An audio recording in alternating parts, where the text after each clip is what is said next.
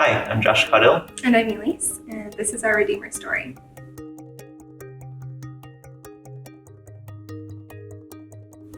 We've been sort of connected to Redeemer for a long time.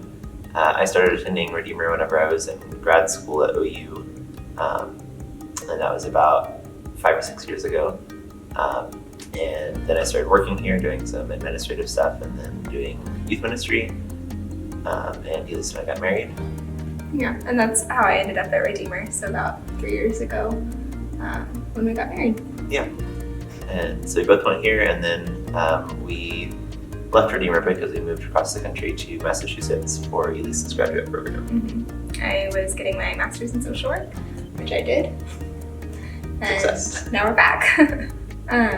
We visited a whole bunch of churches and had found one that we really liked and felt a good sense of community at, and then felt really convicted about the diversity in that church. Found that it was actually just a lot of people who looked like us and had similar life experiences to us, and so we sort of started the search over, looking for churches that had more diversity and just people with different experiences that we could learn from. And so it took us a really long time to find community because of that, but we ended up getting connected to a church in Boston that we really loved and really got to learn a lot through. Yeah, we really felt that, especially since we moved to such a diverse area where there are people from all around the world, that it was important to us to find a church that really represented that vision and revelation of all tribes and tongues gathering to worship.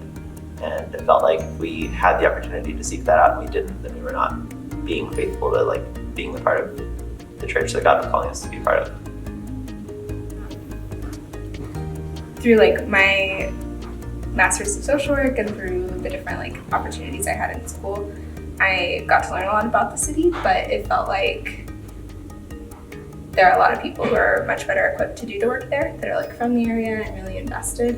And it felt like everything that I learned, I wanted to be able to bring back and help invest in the community that I'm from. And so I think that we sort of felt like we needed to come back to Oklahoma pretty early on, and so it was just a matter of getting the timing right and finishing up school and finishing our other commitments there. I also think that especially our experience at our church in Boston really taught us a lot about what it looks like to be a part of a diverse and multi-ethnic community in a church, about things that we have to be willing to sacrifice in terms of what we feel most naturally drawn to or most comfortable with. Because if we want to be a part of a church that attracts a lot of people, we can't just go to a church that only attracts people that look like us, which means that maybe the music isn't exactly what we like, or maybe people, act differently in a worship service or something, but those aren't the things that matter. The things that matter are connection and investment in the community and being faithful to the gospel.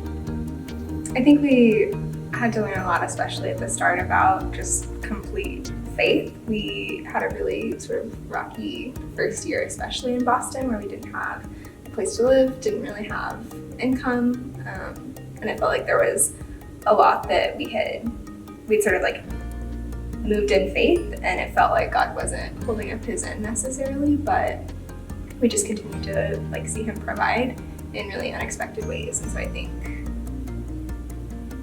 that was a point where we just had nothing that we could really depend on, and God got us through it, and got us through it in a way that we actually really loved our time in Boston and are gonna remember that. Yeah, and that reminds me of another thing that we talked about just recently with our members of our small group back in Boston, which is that sort of our philosophy of leadership in that small group was that we were going to be as honest and transparent about our own struggles as possible. And sometimes that made us look not very strong in our faith, or not we had the most put together marriage, or not the strongest leaders. But that always bore incredible fruit. That always ended up with other people feeling like they could share their own struggles. And so I think that we're going to continue to do that we don't want to hide our struggles, because that's not how community and family grows together. It grows through honesty and bearing those burdens with each other.